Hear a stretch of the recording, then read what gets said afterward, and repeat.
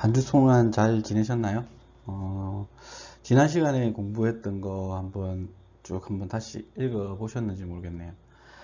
뭘 했는지 한번 간단하게 훑어보고 이번 시간에 하는 수업 진행할 수 있도록 하겠습니다.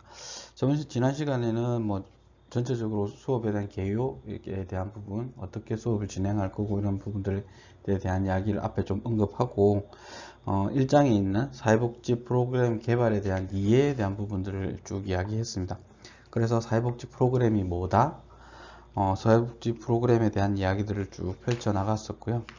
그리고 뭐 필요한 건 전문성에 대한 구성이 필요하다. 구성 요소가 필요하다.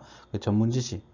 그리고 여러분들은 이제 2년 동안 열심히 배웠으니까 전문 지식은 충분히 쌓여 있다라고 할 수 있는데 그게 이제 현장 경험과 결합하는 부분들이 조금 필요하겠죠.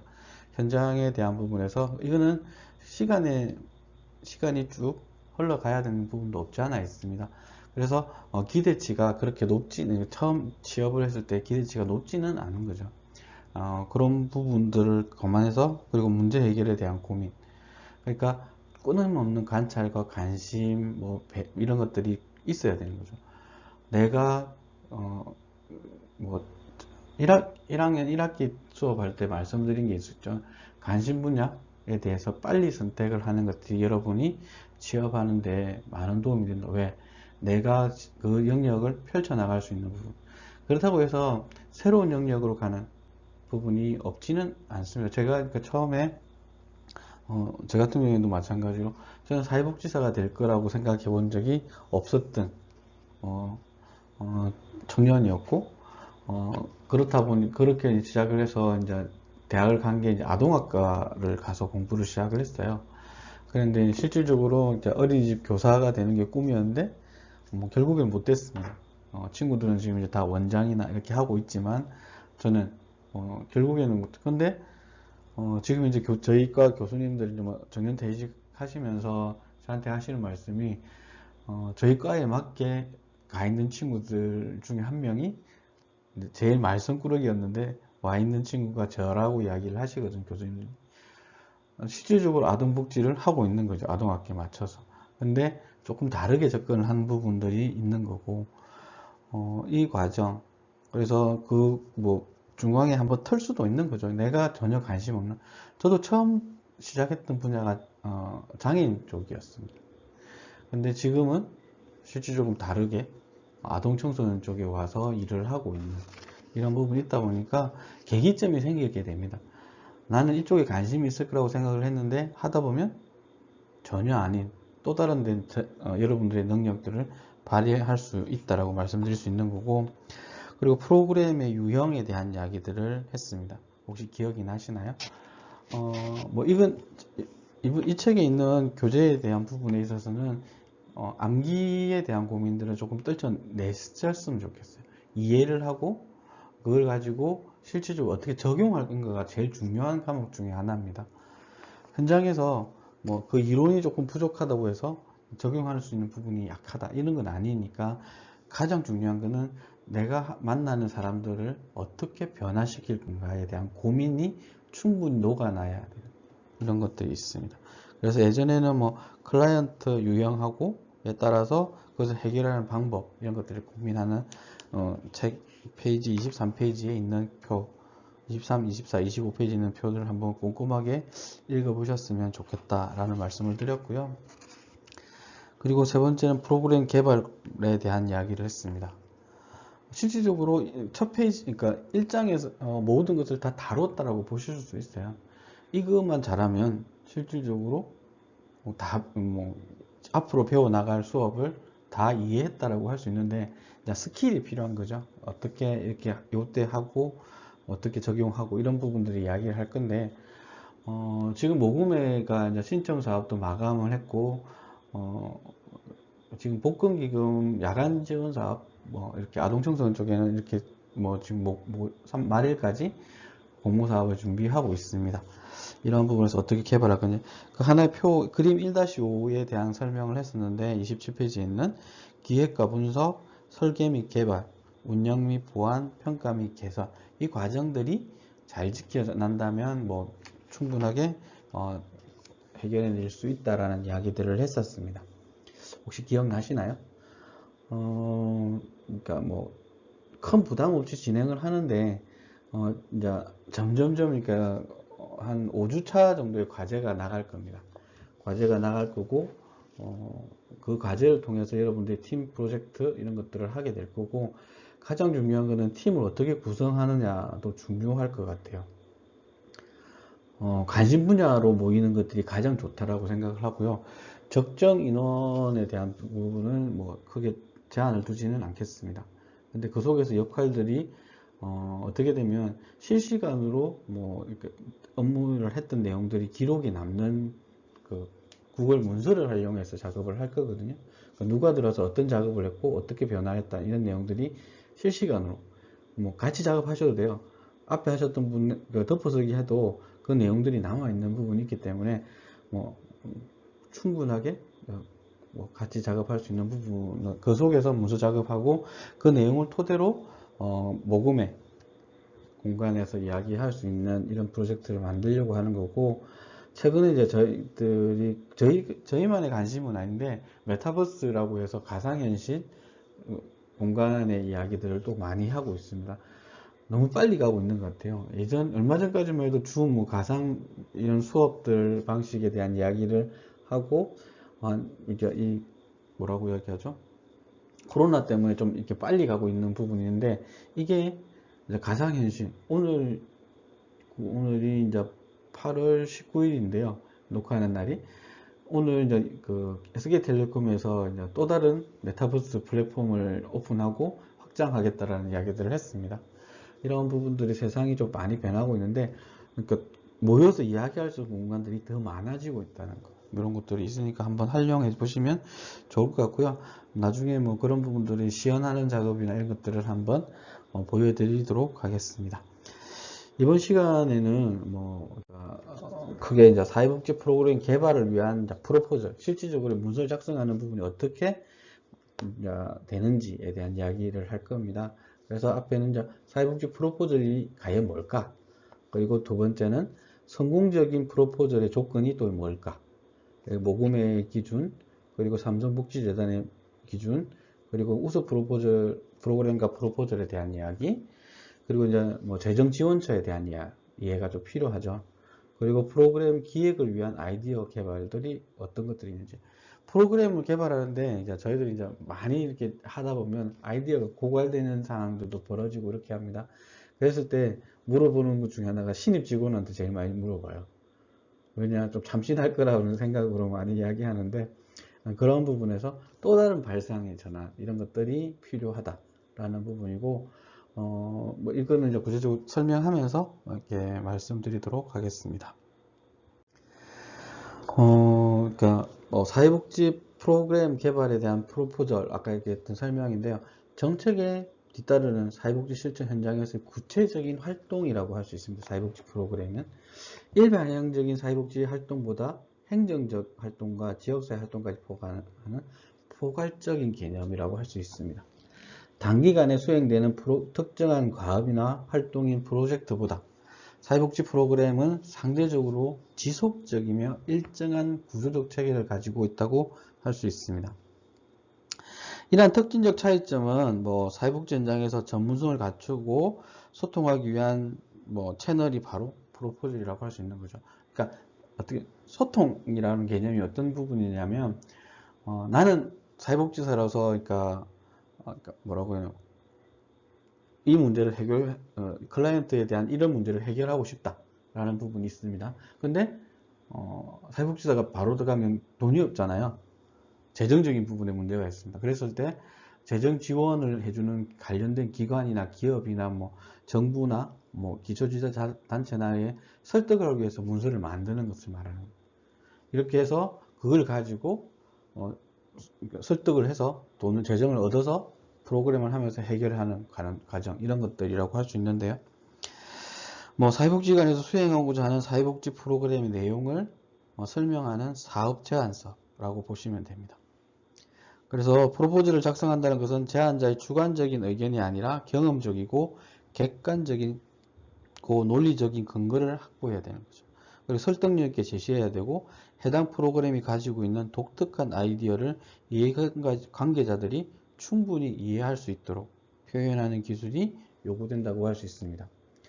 그러니까 제가 이전에 1학기 때 1년 전 여러분 1학년 때 수업할 때 설명을 드렸는지 잘 모르고 행정론 수업할 때 저는 2007년부터 제가 일하고 있는 지역 삼방동이죠. 삼안동이라고 하는 동네에 인구 특성에 대한 부분들을 계속적인 데이터들을 축적해 나가고 있다라고 이야기 드렸고 이게 점점점 데이터가 안 좋아지고 있다. 이렇게 슬럼화되고 있다라는 이야기들을 드렸을 겁니다.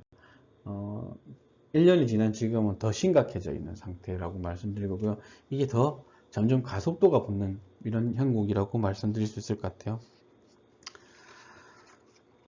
그래서 여러분들도 현장에서 이런 데이터를 꾸준하게 관리하는 것들이 필요하고 그리고 관련된 기사를 모집한다든지 뭐 이런 부분을 어떻게 모집하는가 이런 것들도 나중에 방법적인 부분. 그리고 저는 여러분한테 이번 기회에 공동의 미션을 계속 만들어가는 것도 제안을 드립니다.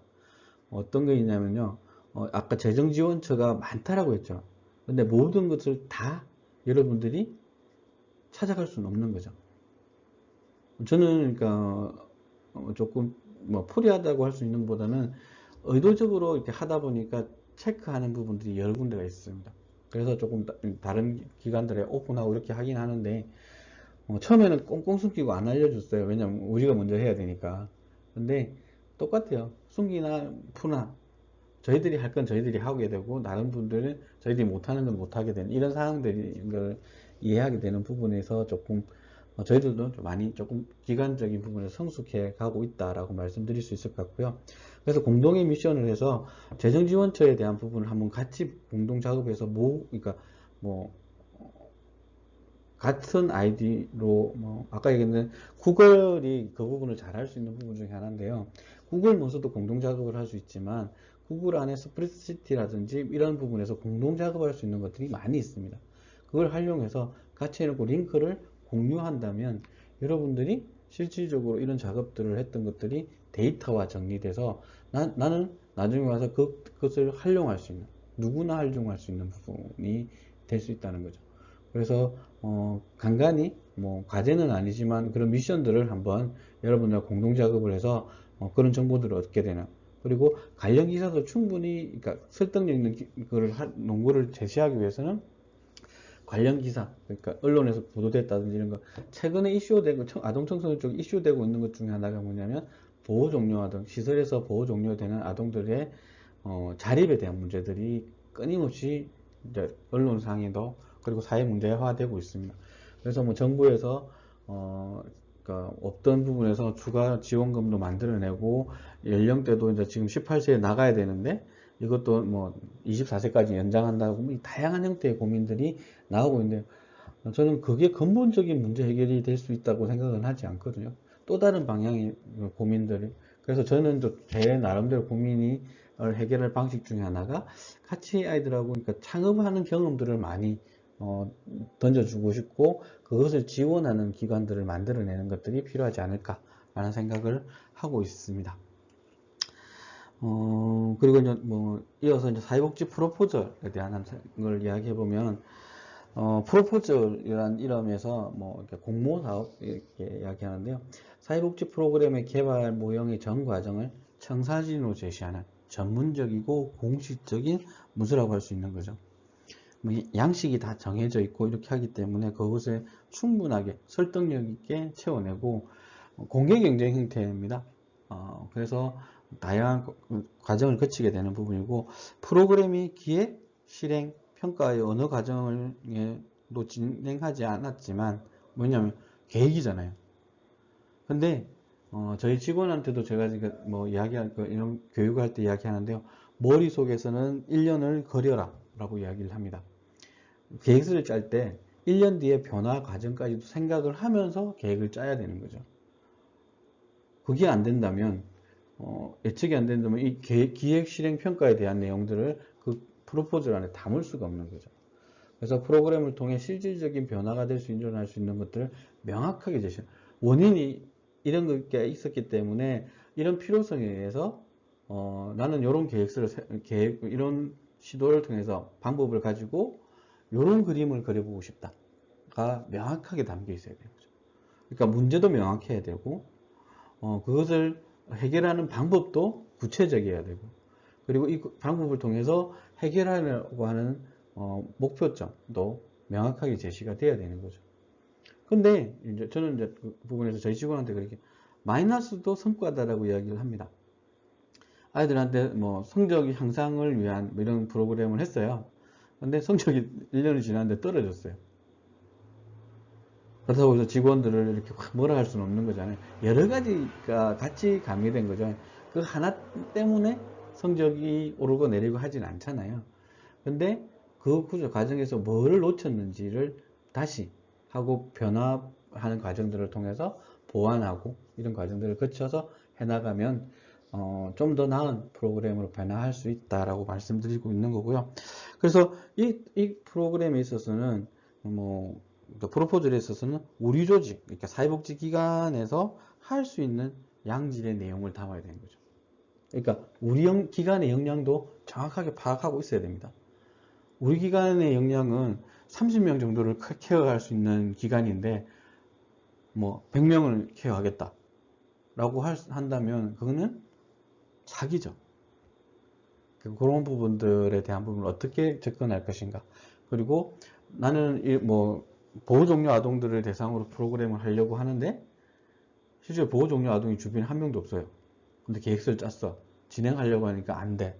이런 상황들이 벌어질 수 있는 거죠. 왜 그러냐면 사회복지 프로그램을 개발 운영하려는 기관마다 특성이 다 달라요. 저희 기관의 특성하고 옆에 저희 기관은 지금 이제 분할을 하고 있는 상태인데요. 처음에는 작은 봉사단체에서 사회복지단체 둘이나리라는 단체가 만들어졌고 그 안에서 4개의 사회복지 시설이 만들어졌습니다.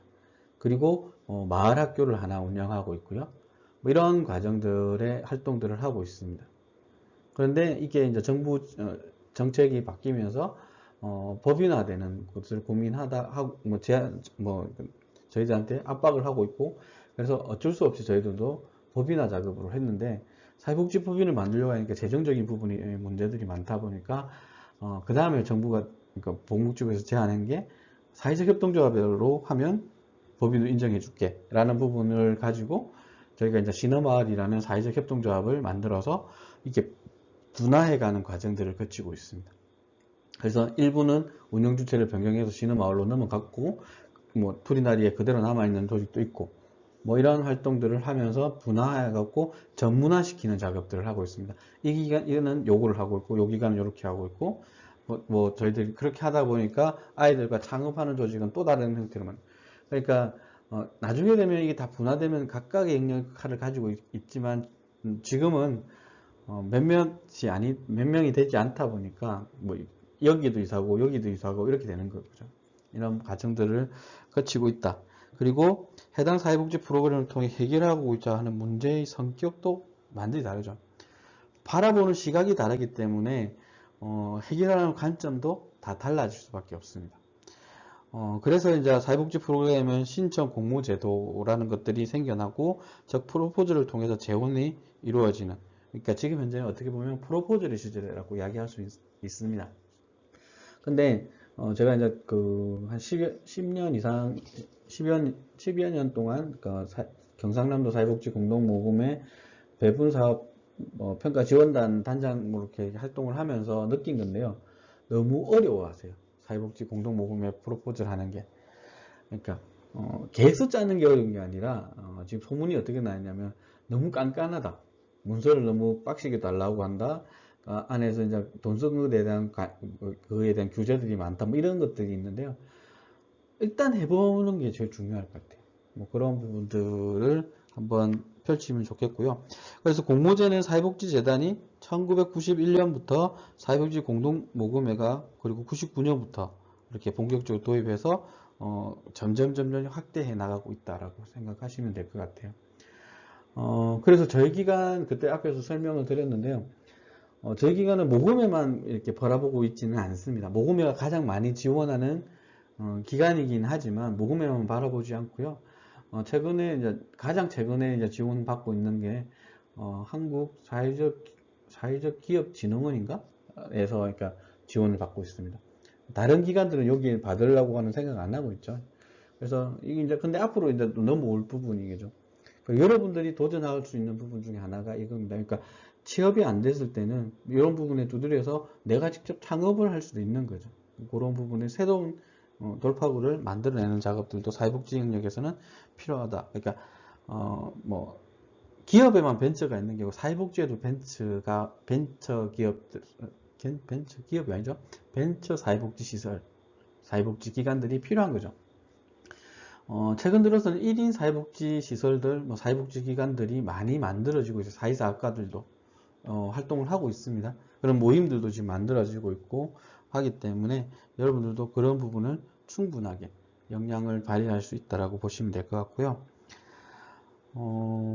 이어서 이제 프로포절에 대한 부분에서 그건 조직의 역량을 해결해야 할 문제를 체계적으로 조화시키는 작업이며 그 내역들을 기술한 것이 바로 프로포절이다. 그러니까 우리 조직의 역량을 가지고 어떤 문제를 해결하는 부분에서 이것을 서로 적절하게 조화를 이루어내는 작업들이 필요하다. 그것을 문서화해낸 게 프로포절이다라고 할 수 있는 거죠. 그리고 사회복지기관이 가지고 있는 인력의 수, 전문성, 예산, 시설 장비 등을 객관적 역량뿐만 아니라 설립 목적과 지향하는 사회복지적 가치 방향, 해결하려는 클라이언트의 욕구나 문제에 대한 인식과 접근 방법 등의 주관적 역량도 포함된다. 저희들이 이제 작년 올 초에죠. 그러니까 올 초부터 지원받고 있는 사업 중에 작년 연말이죠. 작년 연말부터 이렇게 해서 시작하고 있는 게 뭐냐면 삼성중공업 거제조선소에서 지역사회 원래는 이제 거제조선소는 거제 사업에만 많이 했었는데 이걸 경남으로 한번 풀어보자라고 그러니까 모금회하고 이렇게 이야기가 잘 됐나 봐요. 그래서 경남 지역에 지금 이제 코로나 시대에 다양한 형태로 접근하는 부분들을 하면 좋겠다 해서 아이디어를 내라, 프로포즈를 내라 공모사업이 있었어요. 지정기탁 형태로. 그런데 저희들 기관도 이제 하나를 제출을 했는데 됐어요. 그것도 최고 많이 지원받는 기관으로 선정이 되어서 그러니까 김해대학교 보면 계단으로 내려가는 길 있죠.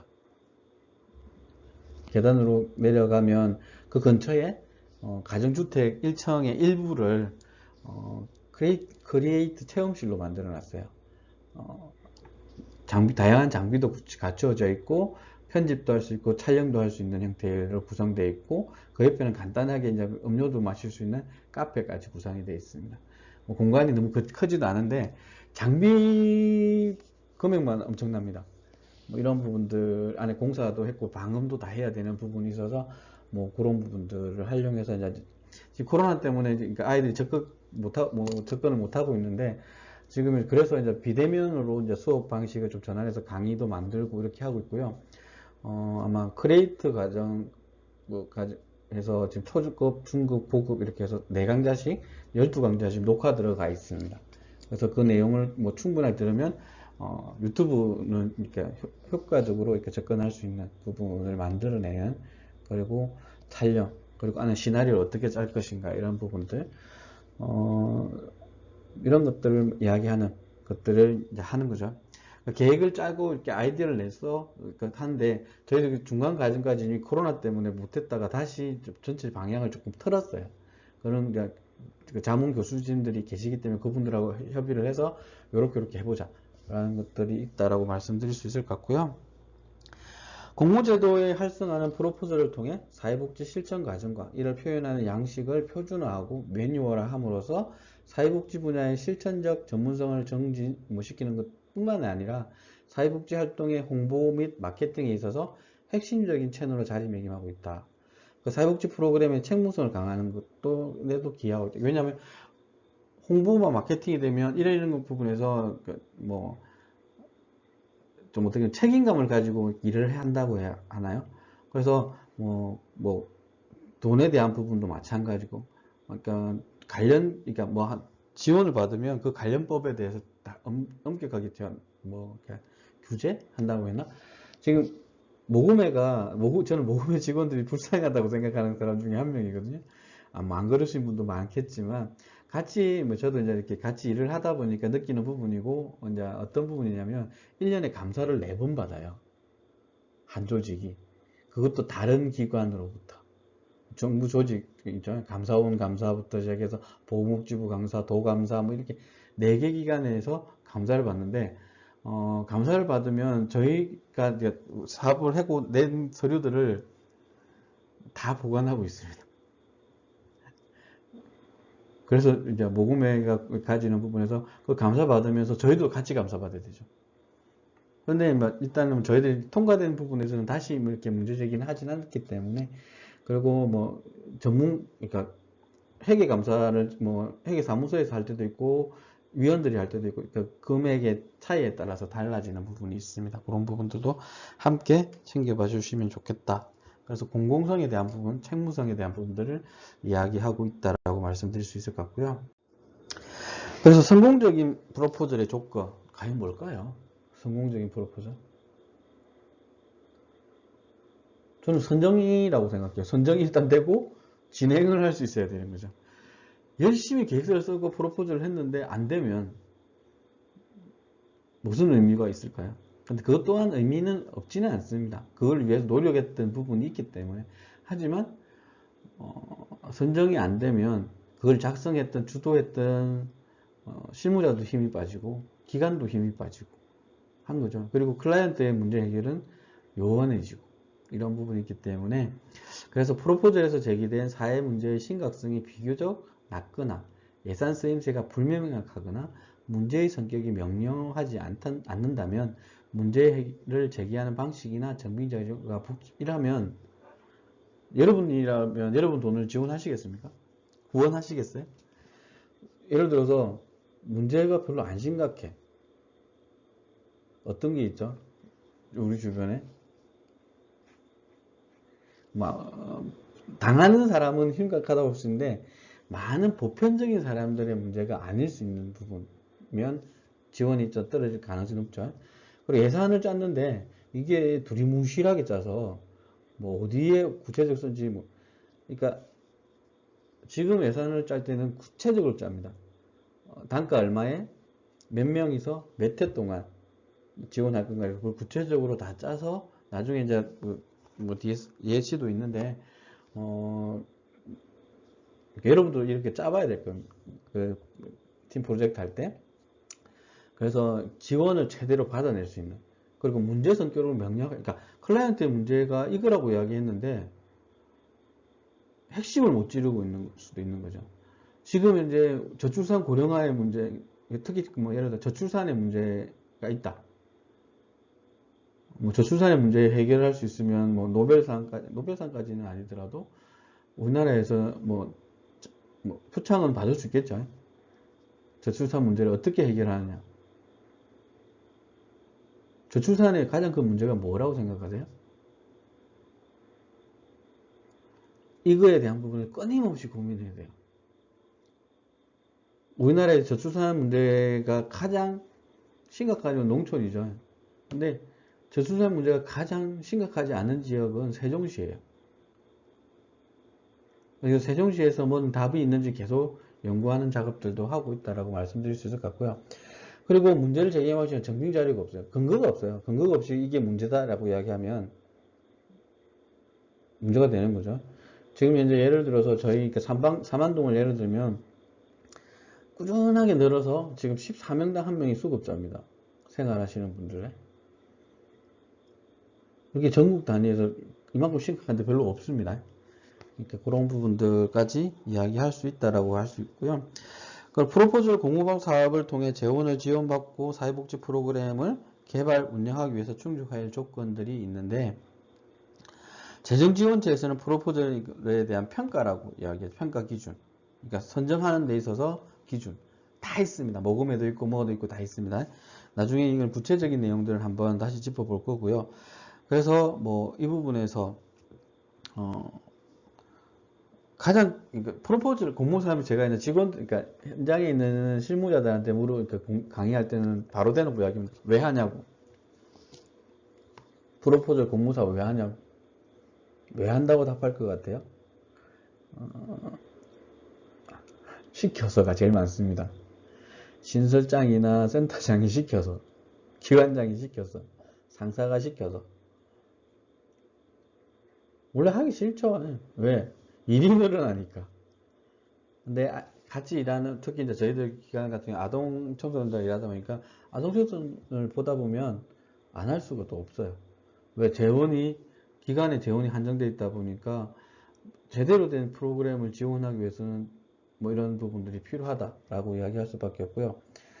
단지 재정 때문에 프로포즈를 하는 거다면 가치가 별로 없겠죠. 재정의 문제를 해소하기 위해서. 근본적인 문제를 해결해야 되는 부분들이 있습니다. 문제의 원인. 그래서 저희들이 이제 새로운 도전을 하는 거죠. 힘들어요. 제가 창업하면, 저는 창업을 이때까지 한 번도 해본 적이 없죠.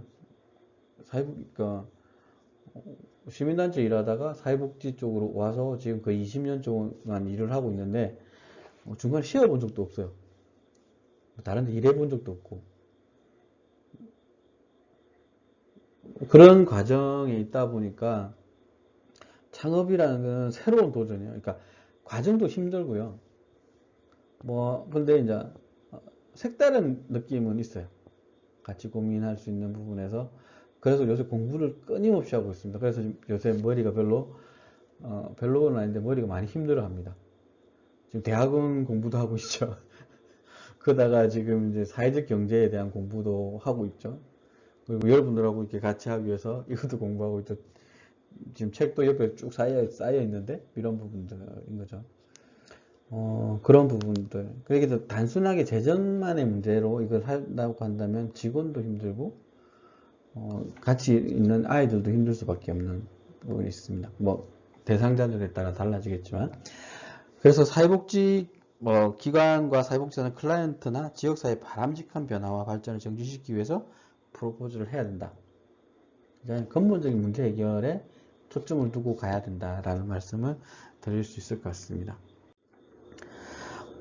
여기서 그래서 성공적인 프로포절의 조건, 요건 이런 것들을 살펴보면 첫 번째는 프로포절이 사회복지 현장에서 새로운 발견과 긍정적 변화를 구체적으로 담고 있어야 된다. 그리고 두 번째는 심사자의 이해를 충분히 끌어내도록 심사자처럼 생각하고 작성해. 맞죠? 설득을 하려고 하면 그 사람 입장이 돼봐야 되는 거죠.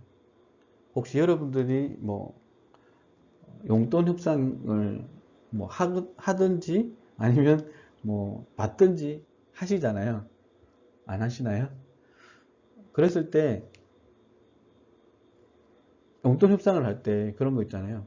임금 협상도 마찬가지고 심사자가 어디가 아픈지 약한지를 가지고 접근해야 되는 거죠. 그 약한 고리를 해야 그쪽에서 항복할 수 있는 거죠. 이런 부분들이 있습니다.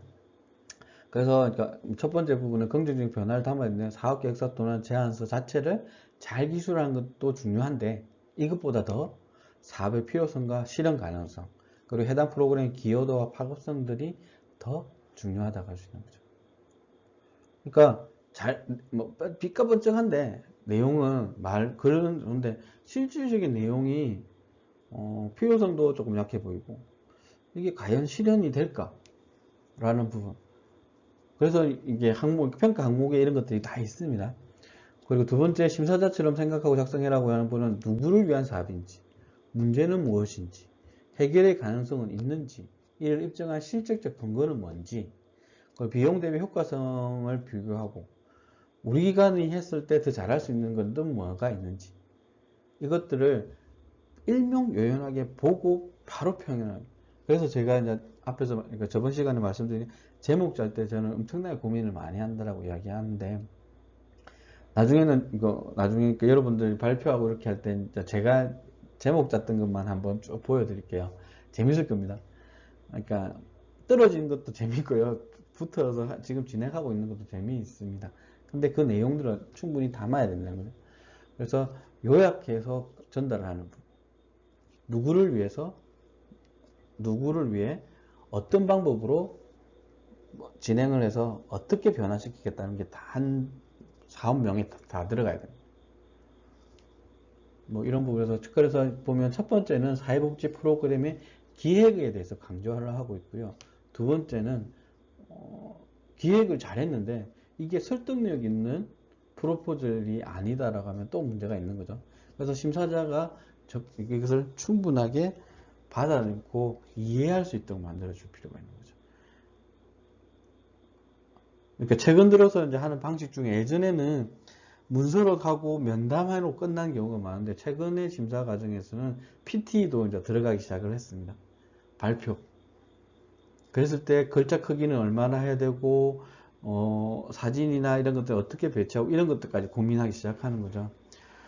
저도 지금 이제 최근에 아까 얘기했던 사회적 기업 뭐 진흥원에서 지원하는 예비 창업팀 프로젝트인데 돈은 별로 안 많아요. 700만 원 지원하는데 이 과정들을 다 거쳤어요. 그리고 선정되고 나서 지금 700만 원을 하고 준비를 하는 과정인데 교육만 해도 엄청나요. 지금 벌써 4일 교육 받았는데요. 이번 달에 또 3일 또 교육 받아야 돼요. 뭐 다른 걸 할 수 있게 만들지는 않아요. 이런 부분이 있습니다.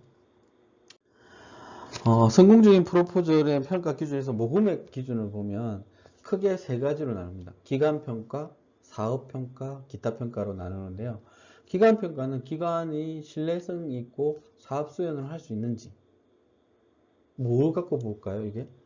구성원이 어떻게 되는지, 그리고 함께 하는 사람들은 누가 있는지, 그리고 네트워크 관련된 기관들은 뭐가 있는지, 전문성은 뭘 가지고 있는지, 뭐 이런 걸 앞으로 이전에 했던 사업들은 어떤 걸 가지고 있는지 이런 것들을 쭉 평가하게 됩니다. 그리고 사업평가는 해당 사업 프로그램의 적합성, 필요성, 산출 근거의 적절성, 투입 요소의 적절성 이런 것들을 다 종합적으로 보는데요. 특히 중요한 거는 예전에 그랬어요. 그러니까 모금에는 예산을 가면 이렇게 칼로 재단할 거니까 미리 뻥튀기해서 예산을 짜는 경우들이 있었어요. 최근에 방식이 조금 바뀌어서요.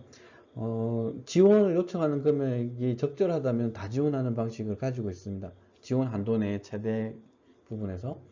그래서 저희들이 지금 이제 아까 그 공간 구성하는 부분 같은 경우는 저희들이 5천만 원을 최대 금액이 지원할 수 있는 최대 금액이 5천만 원이었는데 저희들이 5천만 원 정도 지원을 요청했는데 4,500을 지원을 받고 있습니다. 한 부분이 조금 그러니까 뭐 아예 빠져버리는 이런 부분들이 있었는데요. 그거는 저희들이 조금 전체 이미지하고 조금 안 맞다고 저희도 판단하고 있었는데 기간의 필요성 때문에 들어간 부분이 있었는데 그거는 빼고 이런 부분이 같이 적절하게 그러니까 면담 과정에서 이 부분이 조금 빠졌으면 좋겠다. 저희들도 동의를 했습니다. 동의하고 이런 과정들이 거쳤고요. 기타 평가는 프로그램의 일관성이 있는지 실현 가능성은 있는지를 판단하는 거죠. 그러니까 앞에서 서술했던 내용하고 뒤에서 서술하고 있는 내용이 프로그래밍 방식들 이것들이 일관성을 가지고 있는지도 보게 되는 거죠. 그래서 뭐 이게 심사 기준은 그러니까 이 내용들 중에 그러니까 그러니까 서류 심사 그리고 뭐 서류 심사 본심사인데 면접 그리고 뭐 직접 방문 접속 평가까지 하는데요. 이거는 항목에 따라서 그 내용에 따라서 그러니까 할 수도 있고 안 할 수 있고 제외시킬 수도 있는 부분이 있습니다. 그래서 뭐 예비 심사, 서류 심사, 면접 심사, 현장 심사 이런 것들이 있는데요. 여기도 이제 PT 발표 뭐 이런 것들까지도 결합할 수 있는 이런 것까지도 있다라고 보시면 될 것 같습니다. 모금의 프로젝트만 하면 그러니까 복지 영역에 있는 프로그램은 거의 짜는데 크게 문제가 없어요. 조금씩의 차이는 있지만 뭐 달라진 건 별로 없다라고 보시면 되고 뭐 이어서 성공적인 프로포절 조건 중에 사회복지 프로포절에 대한 여러 가지 질문들이 있는데요. 이거를 한번 유심히 여기에 대한 질문에 대한 답을 가지고 계획서를 작성해야 됩니다. 목적, 목표, 활동 내용과 예산, 평가 기준이 체계적으로 서술되어 있는지 양식에 맞게 목적은 좀 큰 부분이죠. 방향을 이야기한다고 말씀드렸고 목표는 방법이라고 이야기를 드렸습니다. 그 방법 중에 구체적인 수단이 활동 내용이라고 보시면 될 것 같아요. 이게 일괄적인 그러니까 뭐라고 얘기하나 일관성을 가지고 있어야 되는 부분이죠. 그래서 활동 내용이 충실하게 수행되면 목표가 달성이 될 거고, 이러한 목표들이 달성이 되면 목적이 달성되는 구조를 가지고 있느냐. 그리고 이 사업을 진행하는 데서 예산들은 적절하게 배치가 되어 있느냐라는 부분들을 고민해야 되는 거고요. 클라이언트의 욕구나 사회 문제에 대한 진술이 구체적인가, 심각한 수준인가를 고민해야 되는 거죠.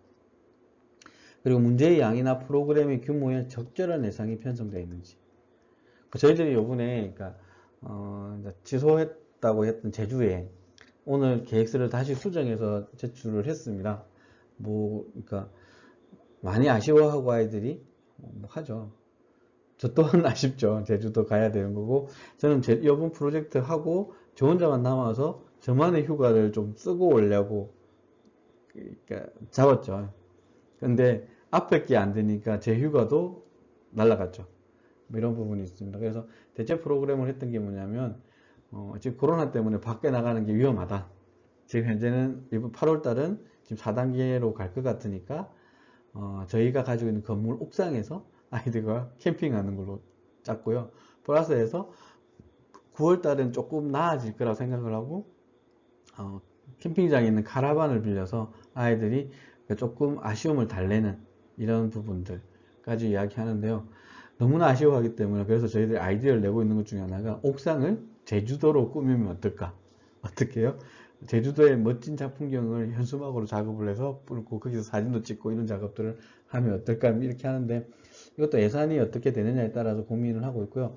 그래서 오늘 모금회하고 이렇게 협의를 마무리 지어서 오케이 사인 받고 이제 그렇게 진행을 하겠다라는 부분을 가지고 있습니다. 그래서 기관은 뭐 프로그램의 수행 능력을 잘 갖추고 있는, 우리 기관의 역량들을 정확하게 알고 있어야 돼요. 그러니까 실질적으로 저희들이 모금회가 1년에 지원하는 돈이 만만치 않게 많거든요. 그 돈을 하면서 한 번도 사고를 안 냈죠.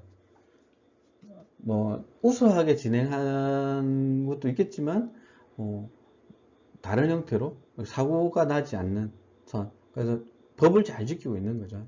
그 기준을 잘 지키고 있는 거고, 그리고 뭐 저희들이 그나마 잘 하고 있으니까 예전에 어디죠? 지금 문제가 많은 주택공사, 도시주택공사 맞나? LH에서 그 평창에서 올림픽 할 때 저희한테 바로 다이렉트 돈이 왔어요. 지역에 있는 청소년 데리고 평창에 그러니까 가서 올림픽 구경하고 온다고. 그래서 원래는 남북 한 경기를 보려고 이제 계획을 짰는데 안 됐어요. 그리고 다른 나라 뭐 러시아인가 뭐 이렇게 하는 걸 보고 오기는 왔지만, 그러니까 그런 계획들도 오게 되는 거죠. 잘 하게 되면. 뭐 공모사업 계획서 이런 게 내지도 않았어요. 그냥 실질적으로 저희들한테 제안이 들어왔고 저희들은 요렇게 하겠다라는 부분에서 이제 일정만 제시하고 간단한 양식, 그러니까 모금의 양식도 세 가지가 있어요.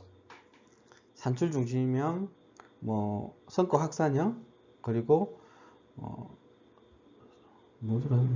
가장 간단한 양식이 하나 있거든요. 그거는 그러니까 산출형 이렇게 돼 있어요. 그러니까 캠프 한번 가려고 하는데 굳이 그의 성과가 뭐고 뭐 이런 내용들이 아니라 간단하게 어떤 일정으로 진행하겠다라는 부분만 담기는 이런. 여러분들은 그러니까 뭐 공모사업 팀 프로젝트 할 때는 성과 중심형의 양식을 아마 적용을 할 겁니다. 그래서 한번 보십시오. 어떤 양식인지. 모금의 홈페이지에 가면 그 내용을 다운받을 수 있으니까 그 내용을 채워가는 과정이라고 나중에 보시면 될 것 같고요.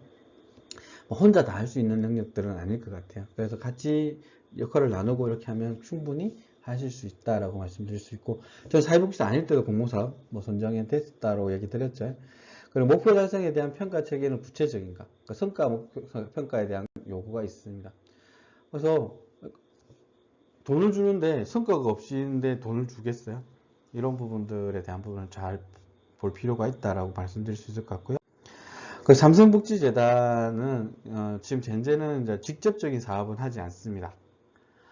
예전에는 작은 나눔 큰 사랑 이게 가장 최초로 공모 사업을 했던 사업 이름인데, 지금은 이 사업이 지금 없어졌는데 책에 담고 있는 내용 중에 하나가 뭐냐면 시초욕구, 그러니까 공모사업에 프로포즈를 내고 이렇게 경쟁 형태로 이렇게 하는 최초의 사업이었다. 그리고 기관이 이 재원들을 확보하는 부분에 있어서 많은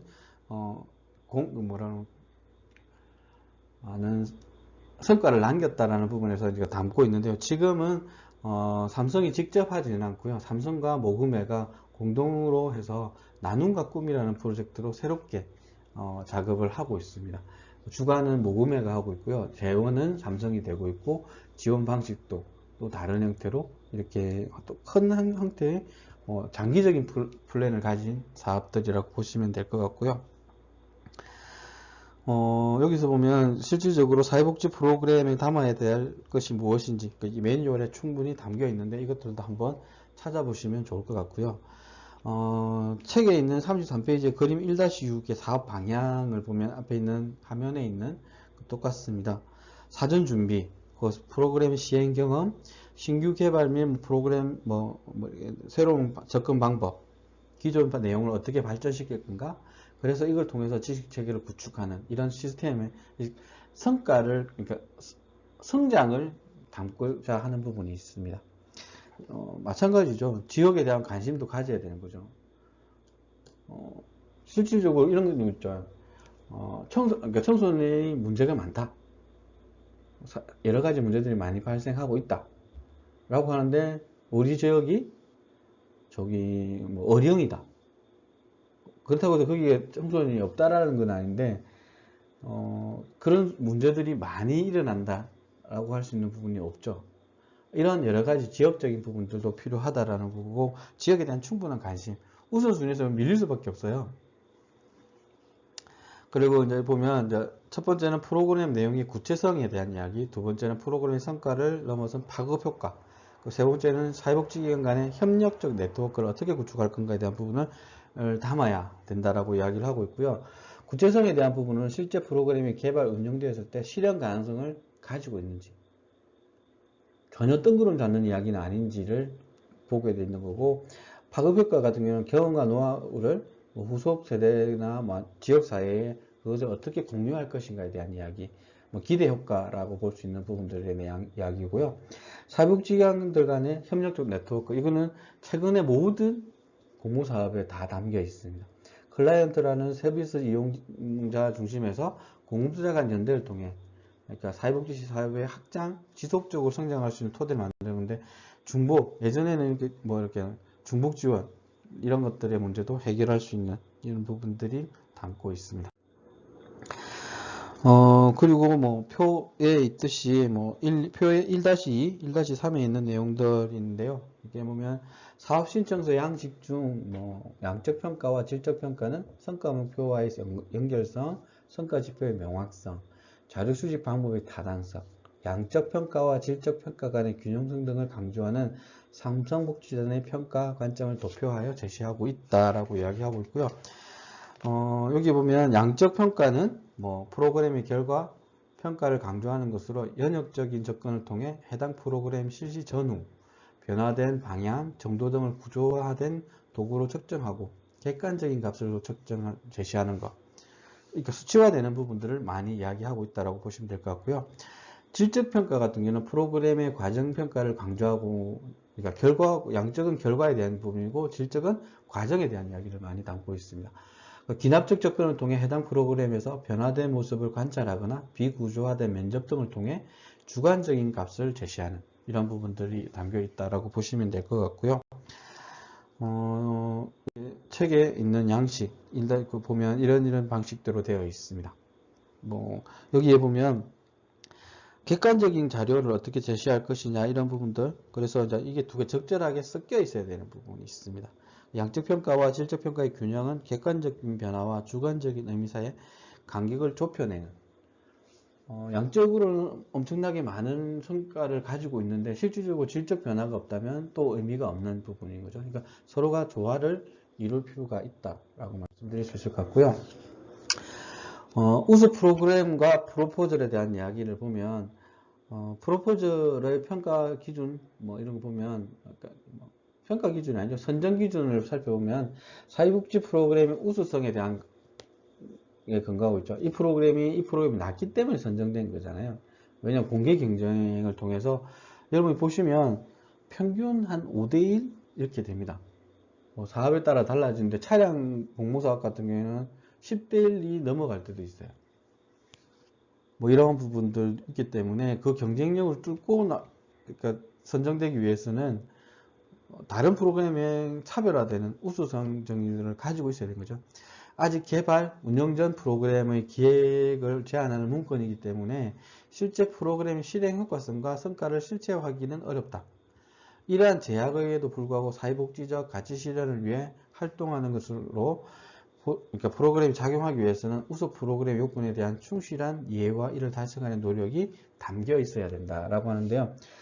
그래서 저희들이 하는 방식 중에 하나가 이런 것들이 있습니다. 그러니까 사전에 한 2, 3개월 뭐 짧게 프로그램을 적용해보는 실험들을 하고 접근하는 방법도 있습니다. 그래서 이런 성과들이 있으니까 이것을 조금 더 지원하면 더 나은 부분을 담을 수 있겠다. 이런 내용들 있을 수 있고요. 한번 적용해보는 거죠. 이게 성규탁이라는 분이 또 정의를 하고 있는데요. 사회복지 프로그램이 잠재적 클라이언트의 용이한 접근성, 사회복지사와 클라이언트 유대관계에 기초한 지속적인 운영, 그리고 문제 해결 또는 욕구 충족에 적합한 개입, 지역사회의 다양성을 포괄하는 프로그램의 제공, 서비스의 통합, 공평하고 균등한 전달, 비용의 적절성, 객관적이고 과학적인 개발 활동을 일 때 충실한 목표 달성이 가능하다고 할 수 있다. 앞에 했던 내용을 한번 요약해 주신 거죠. 그리고 로이스하고 동료 학자들이 이제 이야기하던 외국 사례에 대한 부분인데요. 크게 첫째, 둘째, 셋째, 넷째 네 가지를 제안하고 있습니다. 첫째는 적합한 인력 배치와 안정적인 재원. 둘째는 프로그램 고유의 정체성과 사회복지 서비스에 대한 철학이 있어야 되고, 셋째는 사회복 문제의 인과관계에 대해 이론적 근거와 실증적 검증이 뒤따라야 하고, 넷째, 과학적이고 체계적인 평가가 실시되어야 한다. 그래서 이 부분이 인력이 부족하거나 이런 부분에서는 추가 인력을 어떻게 하겠다든지 이런 거, 그리고 네트워크를 통해서 외부 자원을 어떻게 끌어오겠다라는 부분들이 담겨야 되고, 안정적인 재원은 이 프로그램을 통해서 재원을 효과적으로 사용할 수 있겠다는 부분이 담겨 있어야 되는 거죠. 그리고 아까 정체성이나 뭐 철학에 대한 이야기들. 그래서 가장 중요한 거는 그러니까 기관장의 마인드가 중요합니다. 왜 이 사업을 진행했고 이 사업을 통해서 어떤 변화를 이끌 저희가 한번 이야기 드렸는데 그러니까 저희 기관에 내부적으로 고민하는 것 중에 그리고 제가 많이 고민하는 것 중에 하나가 뭐냐면 저는 빨리 은퇴하고 싶어요. 현장에서. 왜? 그냥 일하기 싫어서 그건 아니고요. 저희 미션입니다. 저희 기관에 저희가 필요 없는 사회가 빨리 왔으면 좋겠어요. 아동복지시설이 필요 없는 대한민국. 그 중에 하나가 마을이 지역사회가 네트워크를 통해서 그것을 해결해 나가면 굳이 아동복지시설로서 그것을 할 필요가 있겠냐. 노인도 마찬가지고 외국의 사례들이 그런 것들이 많아요. 마을에서 이것을 책임지는 우리나라도 커뮤니티 케어라고 이야기하는 부분에서 이런 것들이 이제 시도되고 있다라고 보시면 될 것 같아요. 그리고 사회문제의 인과관계가 실증적 자료, 이론적 근거. 그래서 여러 다양한 자료들을 가지고 계셔야 돼요. 그래서 구글링을 통해서 그 자료들을 가지고 올 수도 있고요.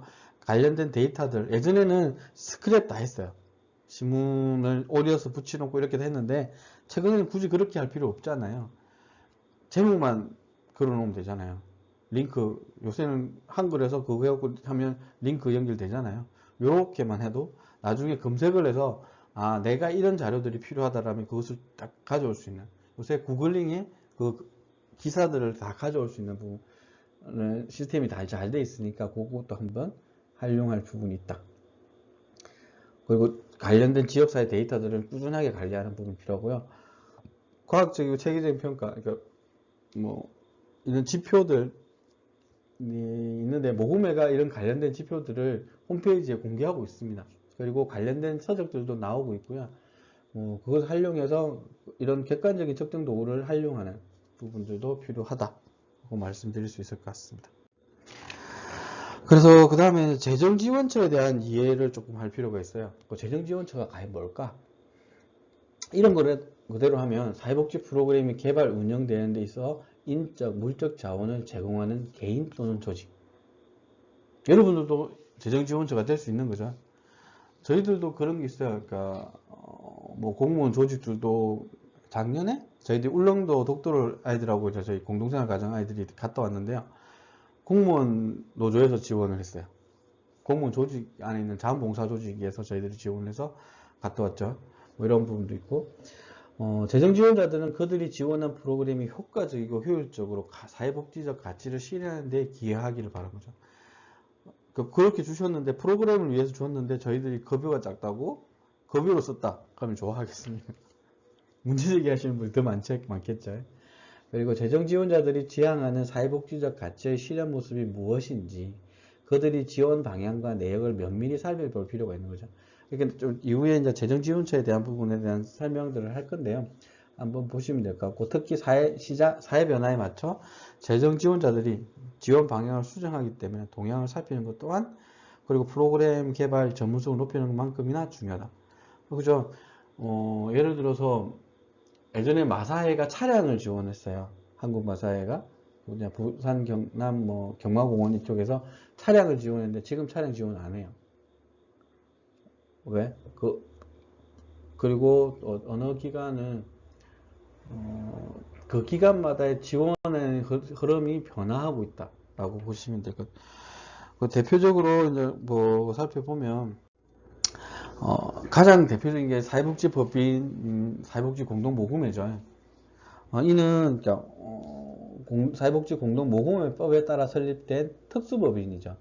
그리고 공동모금 운동을 통해 사회복지에 관한 국민의 이해와 참여를 촉진하고 국민의 자발적인 성금으로 공동모금된 재원을 효율적이고 공정하게 관리 운영함으로써 사회복지 정진에 이바지함을 목적으로 한다. 설립 목적 자체가 민간복지 자원 개발에 있어 있기 때문에 아무래도 이제 프로포즈를 통해서 지원받고자 하는 기관이나 사회복지사들로서는 사회복지 모금회의 지원 방법을 중고로 삼아서 학습할 필요. 그 기존에 있는 양식. 그러니까 이게 94년도인가 한번, 그러니까 2014년에 확 한번 바뀌었어요. 예전에는 필요성이 먼저 이렇게 나와서 했는데 지금은 사업에 대한 부분을 먼저 하고 뒤에 필요성을 이렇게 담을 수 있는 형태로 바뀌었어요. 그런 부분들을 그러니까 정확하게 이해할 필요가 있는 거죠. 왜 그렇게 바뀌었는지. 그리고 다음에 있는 게 이제 외부 모금회 이외에 다른 기관들도 있는데요. 여기 책에서는 이제 롯데복지재단 이동권에 대한 관심이 많았다라고 이야기했고, 최근에는 이렇게 롯데복지재단들이 청소년의 이런 것들과 고민 많이 해요. 저희들하고 이제 청소년인데 저희 이제 전국에 있는 청소년 센터 플러스 청소년 지원 기관들하고 그러니까 어떤 걸 하냐면요. 그러니까 고등학생들한테 장학금을 주는데 그냥 장학금 안 줘요. 지역사회에 봉사를 해야 장학금을 줘요. 이런 프로젝트를 하고 있습니다. 저희 기관에도 작년에 2명 했고 올해 1명이 참가하고 있고 이게 이제 점점 성과를 가지고 있어서 그것을 이렇게 넓혀나가는, 예전에는 대학생을 지원하는 프로젝트를 맞았는데 고등학생들을 지원하면서 안정적으로 공부할 수 있는 여건을 좀 만들어주자라는 부분들을 함께 고민을 했던 부분이 있는 것 같고요. 아모르 퍼시픽 복지재단 같은 여성에 대한 집중을 하고 있습니다. 그리고 물품에 여성용품이나 이런 것들을 지원하는 것들을 하고 있고요. 그리고 오렌지 희망재단 같은 경우는 스포츠 활동을 통해서 아동의 재능을 발견하도록 하고 재능이 발견됐을 때 이걸 꿈으로서 이어갈 수 있도록 하는 이런 것들을 하고 있다라고 말씀드릴 수 있을 것 같고요. 그리고 이제 공익단체나 민간단체의 재정 지원에만 관심이 많이 가졌다면 지방자치제도가 안착됨에 따라 지방자치단체나 지역교육청도 공모사업을 하고 있습니다. 저 기관도 공모사업을 받아서 하고 있어요.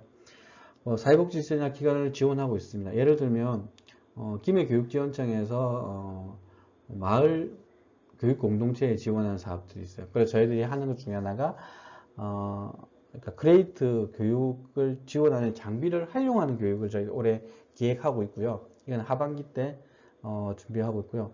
그리고 교육청이다 보니까 아이들한테 역사의식을 좀 심어주면 좋겠다. 그래서 아이들하고 요번 추석 때, 원래는 8월, 이번 주에, 지난주에 아이들하고 이제 가려고 준비를 했었는데, 못 갔죠.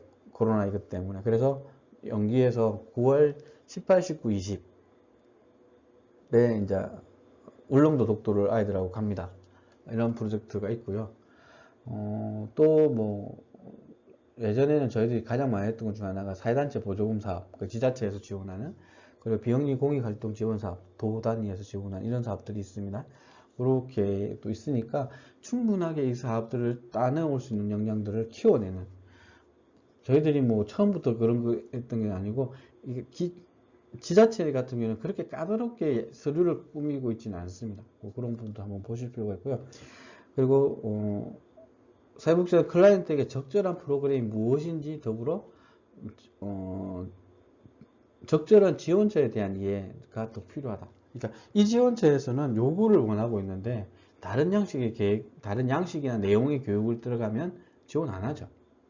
이런 부분들까지 있다라고 보시면 될 것 같습니다. 지금부터는 한 실질적으로 그러니까 재정 지원자에 대한 이야기들을 쭉 할 건데요. 시도 시군구에 대한 부분인데 아까 이야기했던 지역사회복지 사업, 뭐 행정 지원, 뭐 여러 가지 부분들의 사업들을 공모하고 있습니다. 그리고 김해시 같은 경우는 아까 지원한 교육청하고 김해시가 예산을 각각 나누어서 뭐 50대 50 이렇게 해서 지원을 하고 있고요. 지역사회 교육복지 사업 뭐 이런 것도 있고요. 마을 교육 공동체 사업 최근에 이런 것들을 하고 있습니다.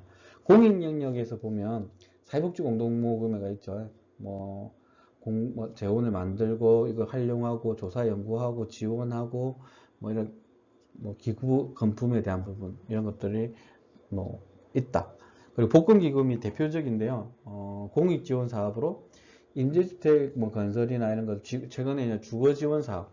김해에도 얼마 전에 삼방동에 만들어진 거북이 주택 이런 것들도 마찬가지고 장애인 뭐 부루청소년이라고 이야기 잘하는 책에 그렇게 썼네요. 소외계층에 대한 복지사업, 기획재정부 복권위원회에서 선정한 공익사업, 요새 이제 하는 것 중에 야간보호사업 이런 것들이 대표적인 사업이고요.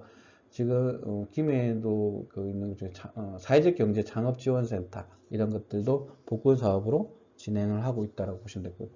법정 배분 사업도 있고 뭐 이렇게 공익적으로 하는 왜 재원이 많잖아요. 지금 이 시국에도 복권은 많이 팔리고 있다라고 하는 거고, 제 친구 말로는 복권을 사고 발표되기 순간 전까지는 기분이 좋대요. 뭐 그것만 해도 성과라고 할 수 있는데 그게 이제 많이 사고 이렇게 하면 안 되겠죠. 그것도 즐거움을 줄 수 있는 정도만 했으면 좋겠고요. 한국 마사회 같은 경우에도 마찬가지로 이것도 뭐 부분에서 사회화는 레처런 재단에 설립해서 최근에는 생명, 농촌, 자연 이쪽에 대한 부분을 많이 하고 있습니다. 근데 김해가 본사가 있죠. 본사는 아니고 조금 지점, 그러니까 도의 단위, 부산, 경남, 경마공원 있죠. 근데 김해에 별로 지원 안 해요. 부산에 지원을 많이 하는데 김해 안 하는데 또 근데 창원은 또 지원을 해요. 그래서 지금 맨날 이렇게 문제 제기를 하고 있는데 창원은 그러니까 스크린 경마장이 있습니다. 그래서 지점이 있어서 지원할 수 있대요. 그런데 김해는 지원을 잘 안 하고 있어서 조금 안타까운 부분이 있습니다. 그리고 아까 말했던 롯데복지재단, 뭐 소외계층이나 뭐 이런 부분들의 이야기들을 하고 있고요. 삼성재단. 그리고 이제 아까 얘기했던 2016년까지 작은 나눔 큰 사랑이라는 이름으로 했고 2017년부터 나눔과 꿈이라고 하는 부분에서 사업 지원을 하고 있고요. 삼성 드림 클래스라는 내용에서 이제 청소년들, 아동 청소년들을 지원하는 이런 부분. 그리고 뭐 노블 카운티라고 하는 부분의 노인복지 시설, 어린이집, 김해에도 삼성 어린이집 있잖아요. 저 동김해 IC 입구 쪽에 이런 부분들에서 하고 있고 아산 사회복지재단. 여기는 조금 제가 제일 처음 선정됐던 게 아산 사회복지재단이에요. 그래서 어떻게 보면 저한테 이제 그러니까 프로포즈를 못하라고 처음 고민을 던져줬던, 그래서 애착이 많이 가죠. 지금은 잘 지원 안 합니다. 그래서 뭐 좀 방향성이나 이런 것들에서 이게 보면 중점 사업이 장애 쪽에 조금 고민을 많이 하고 있고요. 지금 최근에도 소외 아동 청소년에 대한 지원 사업도 하고 있기는 합니다. 근데 이제 저희들이 워낙 저쪽에 많이 뭐 모금이나 이런 데 집중하다 보니까 조금, 아까 공익에는 바보의 나눔도 있습니다. 그러니까 그런 부분들도 한번 찾아보시면 될 것 같고요. 기업은 LG공익재단, 이랜드 복지재단, KTNG 복지재단이 있습니다. 뭐 이런 부분들 내용들을 주고 한번 읽어보시면 많은 도움이 될 것 같고요. 뭐 의인상 이런 것들이 대표적이죠. LG공익재단 같은 경우에는. 그리고 어린이집재단 지원해서 기부 체납하는 형태로 이렇게 하고 있고요. 이랜드 같은 경우에는 종교적인 기반을 일정 정도 가지고 있죠. 그래서 인큐베이팅 하는 부분도 있고, NPO, 비영리 기관 지원하는 것들, 그리고 KTNG 복지재단 같은 경우는 뭐 행복 네트워크라고 이야기하고, 뭐 이렇게 자원봉사 연계하는 프로젝트 이런 것들도 조금 많이 기획하고 있는 걸로 되어 있습니다. 이런 것들을 여러분들이 정리를 미리 해놓고 있으면, 서로 공유하고 있다면, 뭐, 그리고 여기 소식들까지 같이 뜨게 된다면 얼마나 좋을까요? 그죠? 저희들이 지금 홈페이지 제작하고 있는데, 저희 기관에서 이런 내용들을 담는 거를 한번 지금 제작하는 팀하고 협의를 하고 있습니다. 공모 사업들을 계속 업로드하는 공간을 한번 만들어 볼까 싶고요. 아까 아모레 퍼시픽 복지재단과는 공간 문학에서 특히 여성에 대한 고민들을 많이 담고 있다 라고 하고, 오렌지 희망재단은 뭐 특히 약간 운동에 대한 이야기들을 많이 하고 있다라고 이야기했고요. 파라다이스 복지재단은 장애에 조금 국한돼서 많이 활동을 하고 있는 복지재단입니다. 이런 부분들까지도 쭉 한번 훑어보시고요. 사랑의 친구들, 이제 아동 청소년에 대한 사업들 이런 것들 많이 했고, 뭐 떡국 나누기, 목도리 뭐 이런 것도 했고, 사랑의 간식 나누기인데 이게는 이제 항공사들하고 연계해서 항공식에 대한 부분 이런 지원하는 이런 것들도 했었고, 저희들도 초창기 때는 몇 번 지원을 받았던 기억이 있습니다. 그리고 아이들과 미래 재단 같은 경우는 뭐 시작은 사회복지부의 사각지대 그룹홈, 공부방, 쉼터 지원을 시작을 했는데 지금은 이게 더 커져서 활동을 하고 있고요. 다양한 형태로 활동을 하고 있습니다. 이거 벤처 기업들이 모여서 이렇게 만들어졌던 재단 중에 하나죠. 그리고 아름다운 재단 같은 경우는 올바른 기부문화 확산을 위해서 캠페인을 진행하고 있고, 개인 및 단체의 공익 뭐 기금에 대한 부분, 특정 주제로 목적형 뭐 기금 사업들을 하고 있고, 이 안에는 좀 재밌는 게 아름다운 재단에는 재단 내에 소규모 재단들이 계속 만들어지고 있습니다. 뭐 이렇게 다양한 형태 뭐 접근을 하고 있고, 뭐 이거는 한번 역사를 한번 보시면 홈페이지 한번 들어가 보시면 어떤 내용으로 활동하고 좀 다양하게 접근을 하고 있어요. 조금 접근 방식이 다르다. 여성재단 이런 기관도 있는 거고, 지금까지는 한번 쭉 이렇게 훑어봤는데 어떠셨어요? 이런 기관들이 이것만 있는 게 아니에요. 더 많이 있습니다. 더 많이 있고요. 최근에는 더 확장되고 있습니다. 영역들이.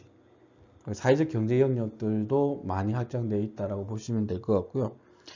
뭐 재정지원처하고 뭐 이런 것들 프로포즈 조건 이런 것들을 얘기했다면 이제 근본적인 부분에서 프로그램 기획에 대한 아이디어 개발은 어떻게 할 건지. 아까 앞에서 이야기 드렸죠. 아이디어에 대한 부분은 고갈될 때가 있습니다. 저도 이제 그렇게 해서 슬럼프까지는 아닌데, 내는 족족 안 됐던 시기들이 있거든요. 그러니까 그런 부분들도 그걸 넘어서야 또 다른 형태로 접근을 할 수 있다라고 할 수 있는 거고, 프로포즈는 사회복지 서비스를 다음과 같은 뭐 프로그램으로 진행하겠다라는 의지를 담은 계획서이고, 동의와 지원을 구하는 공식적인 문서라고 할 수 있습니다. 그래서 공문과 같이 제출하는 것들을 이야기하고 있고요. 목적, 그렇죠. 공공과 민간의 기금주들을 프로포절의 채택 기준을 나름대로 가지고 있다는 거죠. 왜? 공무원 공공대로, 민간은 민간대로, 공익기관은 기관대로 자기 나라의 평가 기준을 가지고 선정을 하게 되는. 왜? 뭐 10개 나눠줄 건데 10개 팀만 들어오면 굳이 그렇게 할 필요 없죠. 근데 아까 얘기했죠. 최대 몇십 대 1의 경쟁률이 존재하고 있기 때문에 그걸 선정하는 기준들이 있습니다. 그래서 목적, 목표, 활동은 사회복지 프로그램을 이루는 각 구성 요소로서 상호 연계되어 있고 하나의 체계를 이룬다고 되어 있는데요. 특성과 목적, 목표, 활동은 각각 개념의 정의에 맞게 설정되어야 할 뿐만 아니라 위계적 구조를 가지고 있어 순차적으로 설정되어야 한다는 체계적 특성도 가지고 있다라고 할 수 있습니다. 그리고 여기서 다시 하면 성공적인 채택 가능성이 높은 프로포절. 제가 좋아하는 교수님 중에 하나가 이제 청소년 쪽에 활동을 많이 하시는 광주대학교 이용규 교수님이 있습니다. 인터넷상에 보면 모금의 공모사업 선정 잘 되는 법 이렇게 하는 부분 올리시고 이렇게 하시거든요. 그 내용을 보면 재미있어요. 이렇게 한번 찾아서 보시면 좋을 것 같고요. 채택 가능성이 높아야 되는 거죠. 높이려면 왜 이 사회복지 프로그램이 필요한가에 대한 부분을 충분하게 공감할 수 있도록 답을 하고 해야 됩니다. 프로그램의 필요성은 프로포절의 주제이자 목적, 목표, 활동의 전체적으로 일관성 있게 서술을 해야 되는 부분이 있고요. 그리고 특정 사회복지적 가치 실현의 가능성을 보여줘야 한다는 것입니다. 그러니까 아까 앞에서 봤던 삼성복지재단의 기획 매뉴얼에 보면 첫째는 기존 프로그램의 한계를 뛰어넘어 새로운 가능성을 제시하는 사업. 그리고 두 번째는 사각지대에 있는 대상자에 대해 기존의 틀을 깨는 획기적인 발상을 도모하는 사업. 그리고 세 번째는 참여자들의 삶을 세상에 드러내는 데 기여할 수 있는 사업. 넷째는 모델을 구축하거나 지식체계를 쌓는 데 기여할 수 있는 사업을 장려하고 있다라고 할 수 있습니다. 여러분들도 이런 부분에서 대표적인 프로그램을 하나 만들어 놓으면 그러니까 재미있습니다. 그러니까 제가 또 이제 지금도 이렇게 하는 것 중 하나가 장애인 계절학교가 지금도 진행되고 있거든요. 이게 제가 2001년도, 2년도 뭐 이렇게 작업하면서 같이 만들어서 만들었던 프로젝트 중에 하나였어요. 그렇게 고민하다가 구체화시킨 게 이제 장애인 계절학교였고 학교를 임대하고 교사를 모집해서 예비 교사죠. 특수학교 대학생들 이렇게 모집을 해서 프로그램을 하고 접근하고 차량 돌리고 이런 것들을 다 기획해서 교육청 예산 지원받고 아니면 지자체 예산 지원받고 이렇게 사업하는 형태의 모델을 만들었는데요. 지금도 그게 진행되고 있다고 하니까 너무 좋아요. 처음 만들었던 사람 중에 한 명으로서 실질적으로 이제 아이디어 개발을 어떻게 하는지 한번 보면요. 크게 두 가지를 책에서는 이야기하고 있습니다.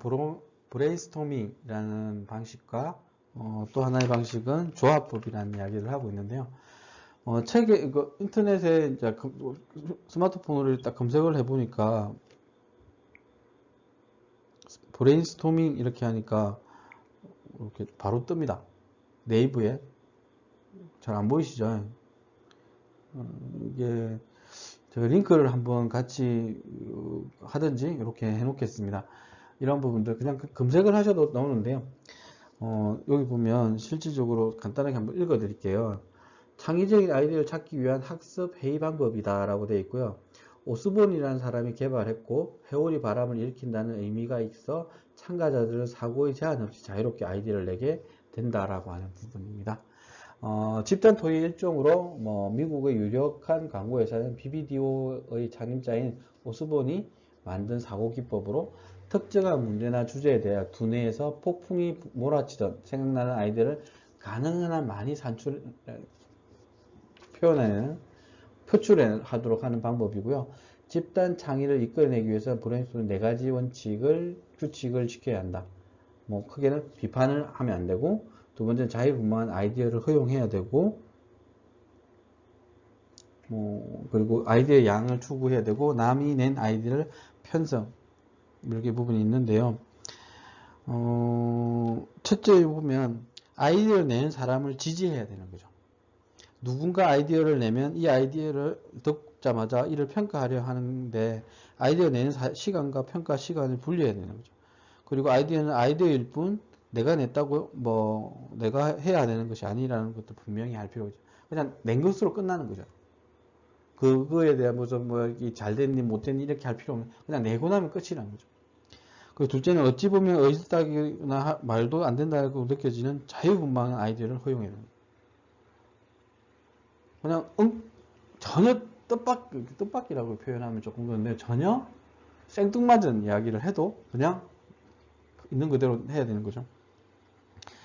그리고 좋은 아이디어가 하나를 얻기 위해서 30개 이상의 아이디어가 필요하다는 걸 그래서 그냥 물량적인 부분에서 충분하게 쏟아낼 수 있는 부분에 집중을 해야 되는 거고요. 남이 낸 아이디어를 발전시켜 새로운 아이디어. 그러니까 남이 냈다고 그것을 조금 더 해서 새로운 아이디어로 내는 이런 부분들도 필요하다라는 부분을 담고 있습니다.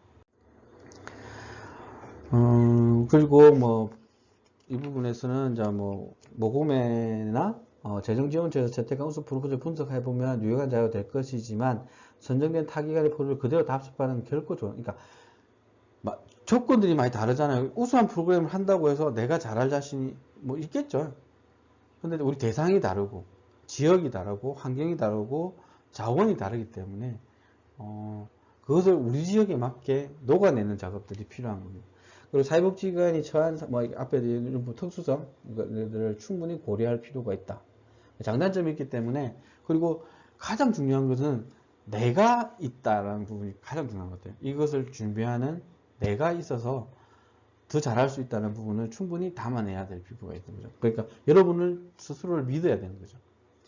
그리고 사회복지사들이 비공식적으로 취합할 수 있는 정보에는 클라이언트 및 지역사회에 대한 개인적 관찰, 동료 직원들과의 대화, 사회복지 관련 워크샵, 지역사회 관계자와의 대화, 뭐 개발자로 쌓은 경험, 프로그램 개발 전문가와의 대화, 타 사회복지관에 방문하여 그런 견학, 그러니까 선진지 견학 뭐 이런 것들이 하죠. 이런 부분들, 그 사회 이슈에 대한 문제, 언론적인 부분 이런 것들이 다 총합해서 아이디어로 만들어내는 이런 작업들이 필요하게 되는 거죠. 그래서 조합법입니다. 뭐 조합법을 통한 문제 해결과 발견과 해결인데요. 우리 사회에서 셀 수 없을 정도로 많은 문제가 계속 만들어지고 있습니다.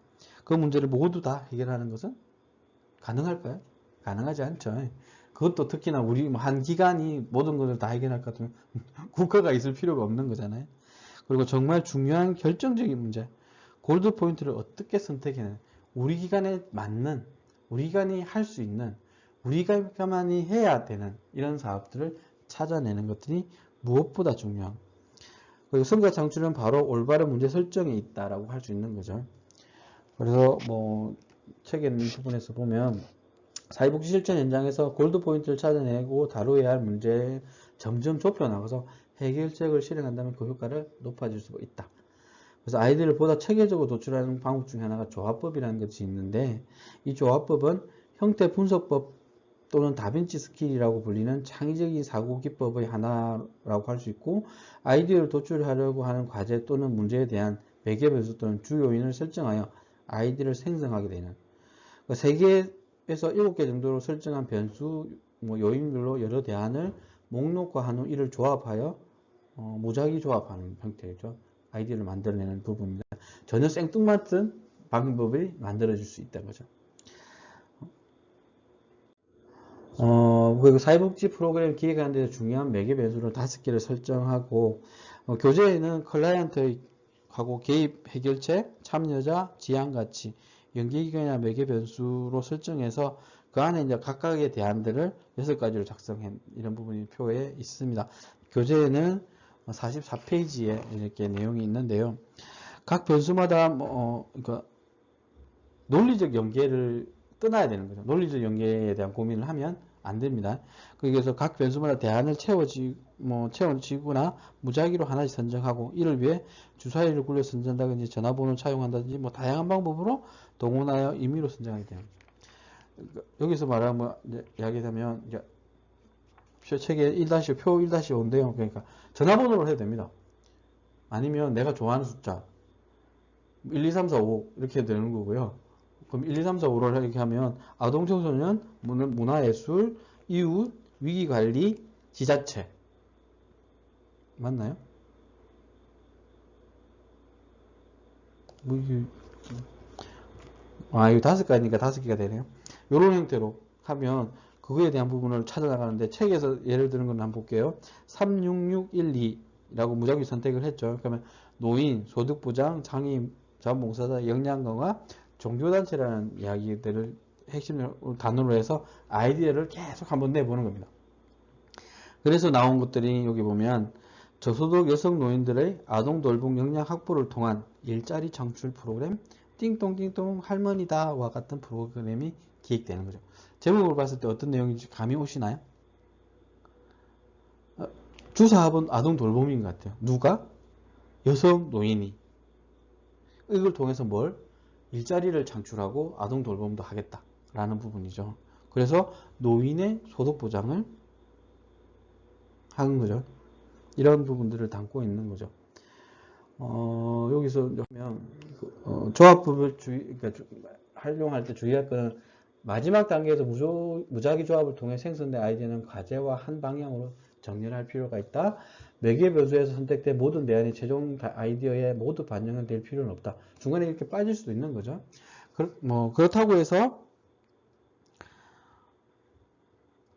무작위 조합을 통해 아이디어를 생성하지 않고 첫 번째 변수에 선정한 대안을 바탕으로 두 번째 변수에서 적합한 대안을 선정하는 등의 방식으로 생성하는 건 장시간 아이디어 개발에 결코 바람직하지 않다. 그러니까 무작위로 했는데 내가 생각했던 걸 담아낸 밀어붙인다고 한다면 굳이 이런 방법을 활용할 필요는 없는 거죠. 조합법의 가장 큰 장점은 예상치 못한 관점에서 내는 시도라는 부분.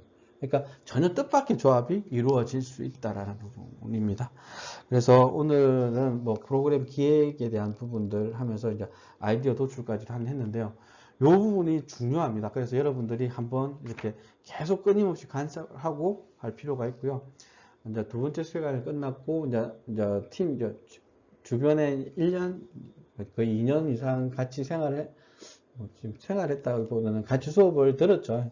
그래서 아는 분도 있을 거고 하기 때문에, 그분들하고 특성에 맞게, 그리고, 지금 이제 소통 공간 내에서 관심 분야를 서로 이야기할 수 있는 시간들을 가질 필요가 있을 것 같아요. 그래서 팀을 만들어 나가는 작업들을 해 나가 주셨으면 좋겠고요. 오늘 하루도 고생 많았고요. 다음 주에 다시 인사드리도록 하겠습니다.